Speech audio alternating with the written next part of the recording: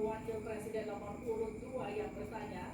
Segmen ini kita akan mulai dengan sebaliknya, yakni calon wakil presiden nomor urut 3 yang akan bertanya kepada cawapres nomor urut 2. Namun kami akan kembali mengingatkan kepada para calon wakil presiden untuk melakukan tanya jawab sesuai dengan tema debat malam hari ini, yakni ekonomi, kerakyatan dan digital, keuangan, pajak, pengelolaan APBN dan APBD, investasi, perdagangan, infrastruktur, dan perkotaan. Untuk itu kami undang kembali para calon wakil presiden untuk kembali menempati podium masing-masing. Kita dengarkan pertanyaan dari Cawapres 3 ke Cawapres 2. Sama rulenya seperti tadi, Pak Mahfud. Waktu ada, silakan. 1 menit, silakan Pak. Baik, terima kasih moderator. Anda mengingatkan agar kembali ke tema debat. Karena tadi pertanyaannya tukar capture pun nanti debat keempat tanggal 21 Januari. Tapi saya tahu itu kan untuk menghindari tidak adanya regulasi sekarang ini agar tidak lagi terjadi penggundulan karena protesting seperti yang terjadi. Saya sekarang mau bertanya dalam topik ini. Di dalam visi dan misi Anda disebut kalau rasio pajak dinaikkan menjadi 73%. Dalam simulasi kami, angka itu hampir tidak masuk akal.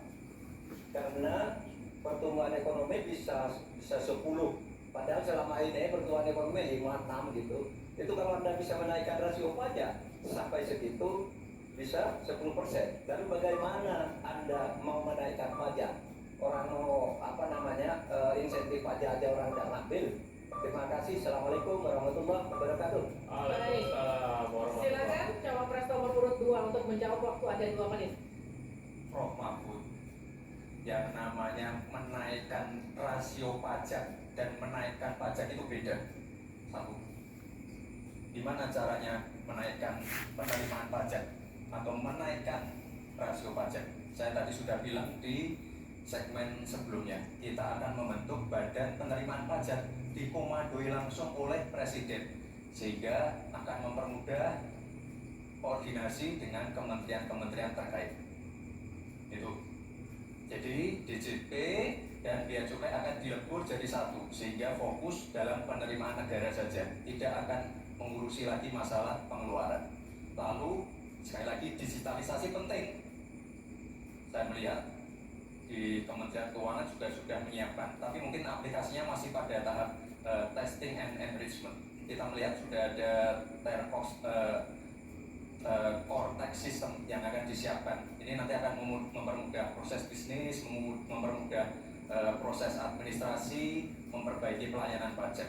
Misalnya sekarang nanti ketika sistemnya itu keluar, ketika kita akan melakukan SPT tahunan, kita tidak perlu lagi mengisi dan menghitung karena sistemnya sudah pre-populated, sehingga tinggal klik, tinggal konfirmasi, selesai, mempermudah. Lalu untuk masalah pertumbuhan ekonomi, Pak, tadi saya bicara masalah hilirisasi, bicara masalah investasi. Sekali lagi, Pak, tadi saya baru bicara masalah nikel, kita belum bicara masalah tembaga, boksit, timah, tembaga, bioetanol, bioaftur, biodiesel. Kita kalau serius ya Pak ya, kita benar-benar bisa menjadi raja energi dunia Pak. Tapi kita harus serius dan harus fokus dan harus ada keberlanjutan dan penyempurnaan. Matur nuwun Prof Mahfud. Harap tenang, kita lanjutkan.